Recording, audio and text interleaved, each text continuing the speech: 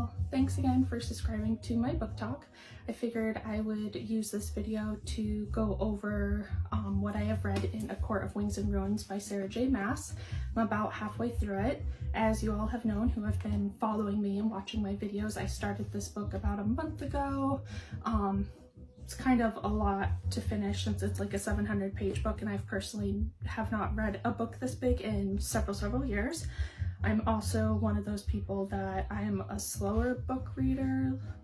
So like I read every day, but I'm definitely not one of those that consume 100 pages a day. I'm more of like a 20-page person. I've also had some other things going on recently, which is why I haven't been able to read as much, but now with that being done, I'll be able to read more. I actually had ACL surgery done, so wasn't able to read a little bit at the beginning of this week due to that, but now that I've been stuck home, I've been trying to read more. I've read about 200 pages in the past few days, which is pretty good for me.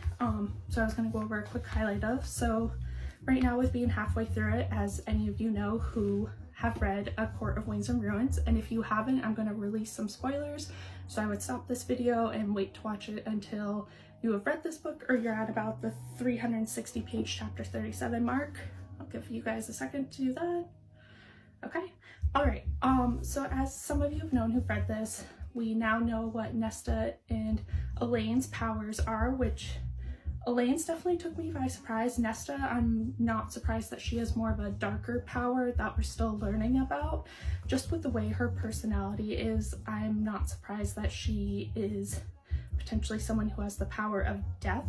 I feel like that's very suiting for her as a character.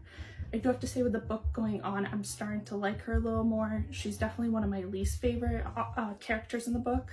Definitely excited to read her story, which is going to be the last one in the series to read, about what is really happening with her. I can kind of relate to her because she's the oldest out of three. I'm the oldest out of three, so I get the whole her babying Elaine, with Elaine being the youngest. I have a younger sister, so I definitely can relate to her on that aspect for sure, and wanting to be very overbearing. However, I think it's really cool how Elaine's power is coming about.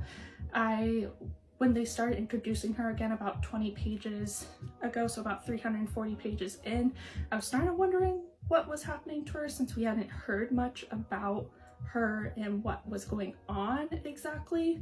So I'm glad that they've kind of reintroduced her and have given her this power, which I'm drawing a blank of what it is, but I still think it's very cool that she's able to foresee the future and be able to have that aspect on it. I think it's going to be really helpful in the fight with King Hybern. So as some of you know, if you're at this mark, 360 pages in, King Hybern has just landed into the Summer Court, which personally I had a feeling something was going to start happening. I just did not expect them to land in the Summer Court of all places. I thought it was going to be, you know, through the Spring Court and onwards. But it's one thing I like about Sarah J Maas's writing is she kind of gives in those little whirlwinds of spots where you know something's going to happen, but it's a little different than what you think. So I definitely like that she's gotten to this. I do have to say, out of, you know, this one, A Court of Thorns and Roses, and then the first one, I have to say this one so far is probably my least favorite out of the three. I think it's because it deals with a lot of fighting and war, which honestly, in my opinion, is not one of my favorite things to really read about in stories. Granted, as some of you know, I do like history, fictional history, so I really like World War II, so I feel like that's kind of a little different, but when it comes to like this type of fighting, it's not necessarily my favorite. My opinion might change by the end of the book, and I might really like this one. I personally have to say A Court of Thorns and Roses was probably my second favorite, and then A Court of Mist and Fury was my first favorite for sure. We'll see how this plays out. I'm planning on, since I'm about halfway through this book, so I'm gonna guess it's probably gonna take me about another 2 weeks or so to finish it. My plan is, once I finish this one, I'm gonna take a quick break before I move on to the 3.5 or 4th book in the series, which I do own. But I think what I'm gonna end up doing is, once I finish this one, is kind of do like a blind draw or see what you guys would like me to do, which I will release another video when that comes closer to get people's ideas. I'm thinking of either doing a blind book draw, which I've seen some people do, other book talkers where they've written down what they want to read, put it in like a box or a bowl of some sorts, and then choose the book that way, or doing a spin the wheel.